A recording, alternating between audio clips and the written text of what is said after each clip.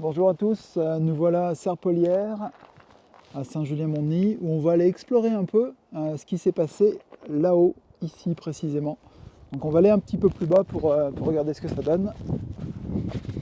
On va traverser le champ puis aller voir sur place ce que ça donne. Alors voilà, la mise au point s'est refaite, je suis en plein milieu du champ et comme vous pouvez voir, la trajectoire ici est assez précise et si on zoome un peu dans la forêt là, on voit qu'on a pas mal d'arbres cassés.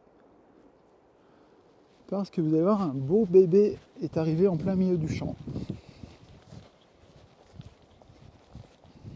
Donc vous voyez, donc, il y avait des blocs précédemment tombés qui ont été recouverts par la végétation. Mais là par contre, on est quand même sur un gros modèle, comme vous pouvez voir. On ne se rend pas très bien compte de la taille, mais je m'en rapproche. Donc nous voilà à côté du bloc. Comme on peut voir, le bloc a donc fait cette trajectoire-là et très clairement, il s'est arrêté dans le champ. Le bloc est assez hallucinant en termes de taille. Et donc là, on est dans la tranchée que le bloc a fait à travers la forêt. Donc le bloc arrivait bien de là-haut, hein. C'est assez impressionnant la tranchée que le bloc a pu faire. Et vous voyez la taille du bloc, hein, si je donne à peu près la hauteur, voici ma main, la taille du bloc, je dirais qu'il fait facilement, je dirais 5 mètres par 5 mètres. De toute façon, je vais en faire un modèle 3D, ça permettra de mesurer, de se rendre compte. Je mettrai une référence dessus. Et voici donc le bloc qui est arrivé dans cette trajectoire-là, en fin de compte.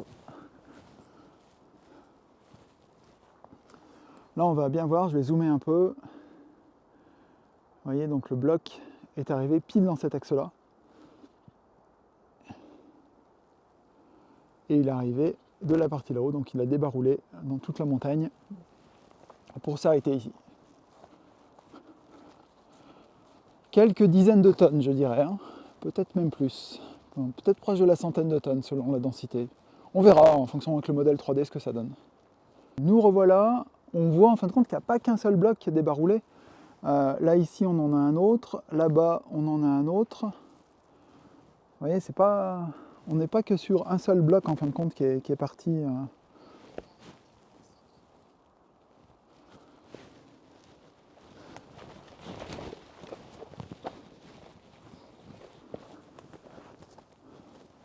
Bon, je remonte un peu, juste pour vous montrer, on va aller explorer un peu. C'est assez impressionnant, regardez dans la forêt, il y a vraiment plein de blocs de partout.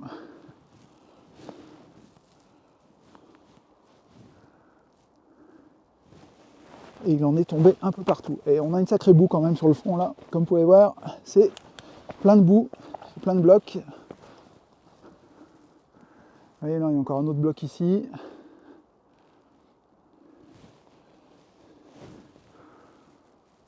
Notre bloc un peu tous les côtés. Bon, ben, ce que je vais faire, c'est que je vais repasser par la forêt pour aller voir un peu de plus près ces blocs-là.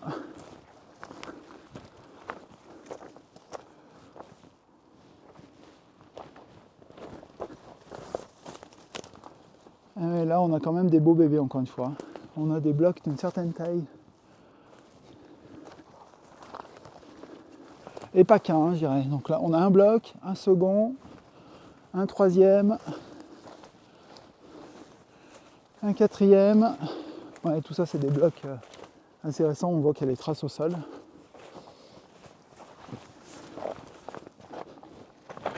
Et ouais, là, on voit le passage des différents blocs dans la forêt. Ça fait vraiment penser. Regardez, là, je suis sur l'un des blocs. Et on voit l'ampleur de l'éboulement. Je me suis regardé, je zoome. Et donc ouais, on a des blocs ici, ici, et là on a des dizaines de blocs à travers la forêt, un peu partout. L'ampleur de l'éboulement est vraiment impressionnante. Bon, je vais pas trop traîner ici quand même. Après être allé un peu explorer les débuts de la forêt, donc les infos à jour, c'est qu'il y a un arrêté municipal pour interdire le chemin qui est sur la partie haute. Donc on est quand même sur un événement assez exceptionnel. On voit bien toute la partie, tout le versant de la montagne qui s'est effondré sur le haut. On va zoomer. Donc toute la partie haute qui s'est effondrée, elle est là. Et on voit donc que ça a bien longé toute la combe et après ça fait une trajectoire qui, comme on peut le voir ici, qui est en ligne droite. Et voilà, c'est fini donc pour ce micro-tournage, pour vous montrer un peu donc, les effets de la rivière atmosphérique qu'on a eu récemment.